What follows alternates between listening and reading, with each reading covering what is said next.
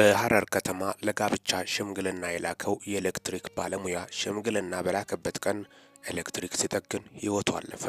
በሐረር ከተማ ጋብቻ ለመመስረት ሽምግልና ወደ እጮኛ ቤተሰቦች ልኮ የጋብቻው ጥያቄ እሽታ ባገኘበት ቀን የኤሌክትሪክ ጥገና እያደረገ እያለ ከኤሌክትሪክ ምሰሶ ላይ ወድቆ ሕይወቱ አልፏል። በሐረር ከተማ አማሬሳ በተባለ ስፍራ የኤሌክትሪክ ጥገና ለማድረግ በመስክ ስራ ላይ የነበረው ያሬድ ጌታቸው የተባለ የኤሌክትሪክ ቴክኒሽያን የወጣበት የኤሌክትሪክ ምሰሶ በመውደቁ ሕይወቱ ማለፉን የሐረር ክልል ፖሊስ ዋና ጠቅላይ መምሪያ የኮሚኒኬሽን ጽሕፈት ቤት ኃላፊ የሆኑት ኮማንደር ጣሰው ቻለው ለሚዲያ ተናግሯል።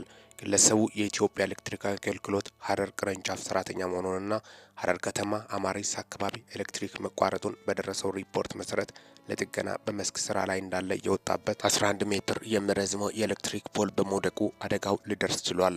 ቴክኒሽያኑ ከፖሉ ላይ እንደወደቀ ሕይወቱን ለማትረፍ በሐረር ጠቅላይ ሆስፒታል ርብርብ ቢደረግም ሕይወቱን ማትረፍ ሳይቻል መቅረቱ ተጠቁሟል።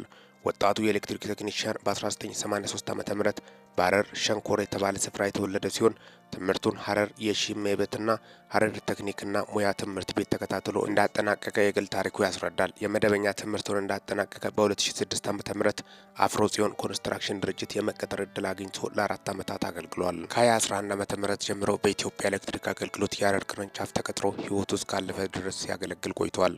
ወጣቱ ቴክኒሽያን ሚስት አጭቶ ሽምግልና ልኮ የጋብቻው ጥያቄ እሽታ ባገኘበት ዕለት የህልፈተ ዜናው መሰማቱ የሐረር ክልል ፖሊስ ዋና ጠቅላይ መምሪያ የኮሚኒኬሽን ጽሕፈት ቤት ኃላፊ የሆኑት ኮማንደር ጣሰው ቻለው ለሚዲያ ተናግሯል።